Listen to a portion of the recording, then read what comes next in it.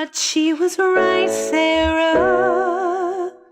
She showed us a soul can improve. He saw the light, Sarah. Checked all the boxes that you said would prove a person deserves a second chance. Now we turn our backs, no second glance. It's not as simple as you think. Not everything is spelled in ink. It's not fair, Sarah. Careful, Charlie, keep a cool head. No, don't you care, Sarah? That just because someone is dead, it doesn't mean they can't resolve to change their ways. Turn the page, escape infernal blaze. I'm sure you wish it could be so, but there's a lot that you don't know. Hi there, and welcome to another episode of Saturday Night Shrinking. I'm your host, Amora Sun, and here I am with the lovely William Bailey, who is a wonderful young animator, and he is working alongside me in Capilano University's Animation Fundamentals for 2D Animation this summer. So, William, welcome. Hello. And I know that you also go by Willstar. I think so, yeah. It was my Minecraft username, and I kind of stuck with it a bit apart from furry stuff. But, I kind of just... I have not really explored... I don't know if I'm exploring the names, but I'm just kind of keeping with that and see how it goes. I started, mostly interested... in, 2018, I really got into Earthbound, the game, and I was like, oh, and I've always wanted to make my own game. But I was like, oh, okay, maybe I might make one inspired by Earthbound, and that's mostly just an RPG maker. And I've been, for the many years still, I've been having many, trial and error and, improving my art skills, my music skills. And so would you say that your love of video games and any particular cartoons have inspired your interest in pursuing animation professionally?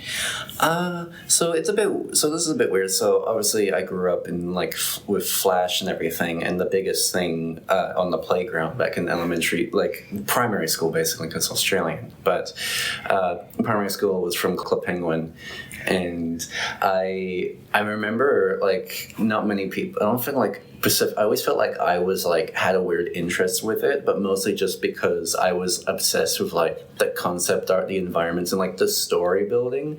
And I always wanted wished there was a more cartoon of it, if that made any sense. I know there was some TV specials late in its life, but I was wishing during its peak there was a Disney Channel cartoon show like Phineas and Ferb of Club Penguin, and I was always obsessed with the character designs and the all the environment designs, and I didn't really notice that much until around this point of my life, where I've noticed for video games as well, I haven't been too much technology into it. Mm-hmm. So for people who are not familiar with Club Penguin, Club Penguin was a massively multiplayer online game that ran from 2005 to 2017. And in this game, it featured a virtual world that included a wide range of online games and activities. So there was an Antarctic-themed open world, and then after beta testing, Club Penguin was made available to the general public in 2005. It had over 200 million registered user accounts. So Club Penguin seems to be produced by Disney. It was produced by some people. Actually, it was kind of produced here, surprisingly. Well, not in Vancouver, but in Kelowna, but mostly some couple people, and it was bought out by Disney. Yeah. One of the on YouTube, Chris Hendricks. I think it was Chris Hendricks. He has a Screenhog Studios is his studio production. That's Screenhog Studios. But he has been he's an 2D animator, a musician, and game developer. So it's kind of most of the stuff I'm really into and stuff. And I'm oh, okay, it's something I'm inspiring to be. And it's he was the one who built a lot of Help from Club Penguin. I'm okay, I guess I kind of know what path I'm taking, and also what's like. That's really interesting. So again, I'm not familiar with this game, but when I look it up online, it seems to be in-game pets called puffles. You can kind of purchase clothes, furniture, and kind of have a bit of a world in here. And so, William, full disclosure, you are probably the youngest person I've interviewed for my podcast. So this is very good. Intergenerational learnings we're having. And I don't know if you ever found anything like a Tamagotchi. I know I had the Tamagotchi. Oh, so I've had a Tamagotchi before. And I think the craziest thing about that is that you know how you can't turn off a Tamagotchi, right? You really can't. I couldn't remember how to turn it off, so mine always died. So, okay, so I had a Tamagotchi, and like I guess I was still like had like barely any reading literacy, so I don't know what was going on. But my Tamagotchi kept making noises because the Tamagotchi was getting pissed at me because I wasn't feeding it, and then I was sleeping, and then I had like a huge chunk of toys or something. The Tamagotchi was like hidden somewhere in that pile of room, and when I was showing asleep at like it's like 5 or something, I don't know, I kept hearing that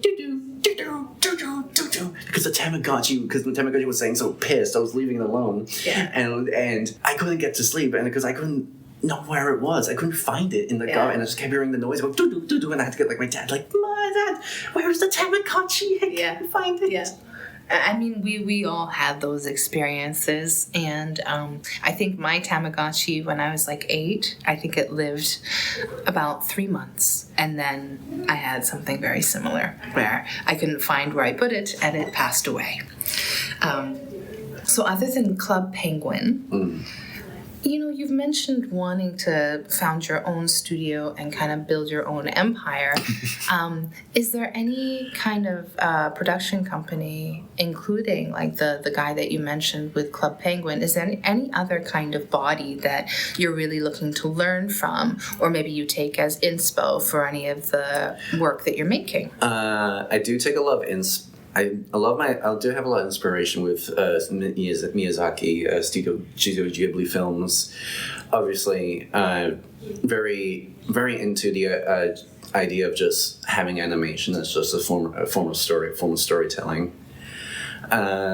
And my favorite films, I guess, is from Totoro, and it's not Miyazaki, but another anime. I think my grandma showed me was Astro Boy. I remember having that. Yeah, Astro Boy, very good classic. My favorites were probably Sailor Moon and Ranma Half, and we are taking effects animation through one of our instructors, and that's probably one of my favorite things to do because I remember falling in love with seasons changing, watching the Sailor Moon episodes, and I remember being so sucked into these scenes in Sailor Moon, like wondering, I wonder like how hot it is, or I wonder which way the wind is moving, and it might seem kind of boring to other artists or animators, but probably animating environments is my favorite thing to do because of the relaxation involved. I'm very inspired by in West Vancouver, the environments around here. I've felt like once I really want to make some environmental works, like even that's what a bit like Studio Ghibli has inspiration for me. Like I love how they have animated environments there, and the importance that they show in their environments. And I was thinking, I like a lot of environments around in West Vancouver, like the trees and the forests and everywhere will be like go really well down animation. Yeah.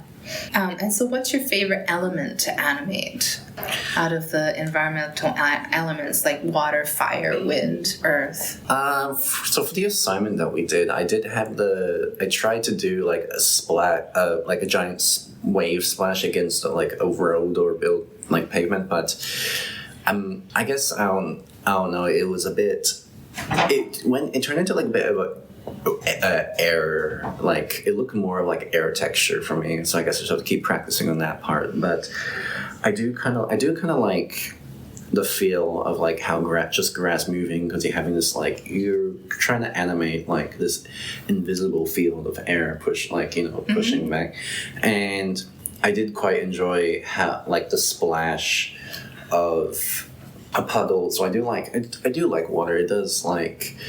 I like how we have to animate like is into like a solid thing, and then it like splits into like little very tiny pieces, and then it goes back into the water. Yeah. If that makes sense. Yeah. Yeah. And grass is, like, when you look at it from an aerial view, to see it moving, it kind of is similar to water, how wind kind of can affect it either on a large surface area, like several feet at a time, like think helicopter or airplane, versus if it's just a small little breeze or a gust of wind, it can affect it very on a small level, kind of like water dripping in one place, or like when you pour yourself a cup of tea and some of it lands on a surface, it affects the grass in this way, each blade separately, or a couple at a time. And so this is the kind of stuff that we are thinking about and practicing in animation class, which for me, because I took a break from art, I took over a decade away from art, and as soon as we did like half a week in this program, I started to see the world a little bit differently. I started to notice colors in more detail, and I started to notice how people and animals and plants and stuff moved at a more intricate level. And I'm wondering if you noticed that doing this course or these series of courses has increased your observational abilities, or has it always been there, or Well, I've had some of the observational abilities, especially when I was trying to work on the portfolio for like the full-time program that I really want to get into. But I think what helps me a lot from this program was also slowing down, because I think way too much. So I think of like trying to get trying to observe too many things at once. It's letting me, program is helping me realize to like slow down, and also try to focus on like going from step by step and like going from A to B in the correct way of how the industry does it. So it's also helpful a lot for the personal projects that I want to make, and hopefully I could help me build my art career. Yeah. And so is art pretty much what you've been focusing on for like most of high school and now as a young adult, or was there another discipline you were interested in? No, I mean, I guess mostly everything was been arts, and that's why I felt like, every job field is like, it's not gonna be like nothing I'm gonna be interested in, like that's just gonna be sustainable for this society. It's gonna be like, I'm gonna be stuck with this. You know what? I'm gonna live through. I'm gonna go ride by it. But for high school, a lot of those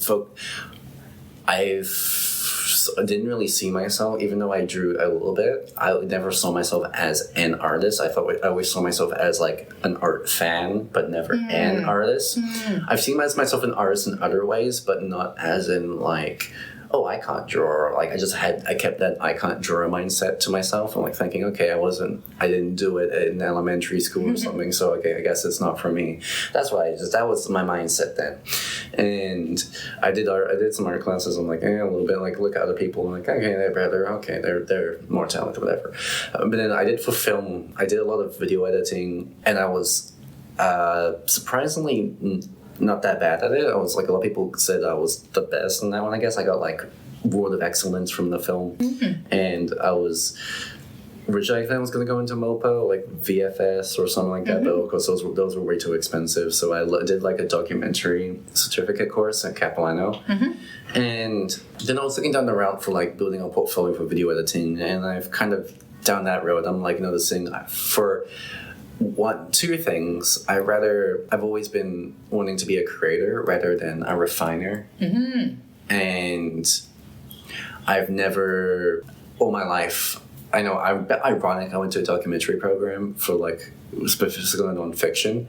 I'm so grateful for the education and experience and the teachers and the people I've met in that program.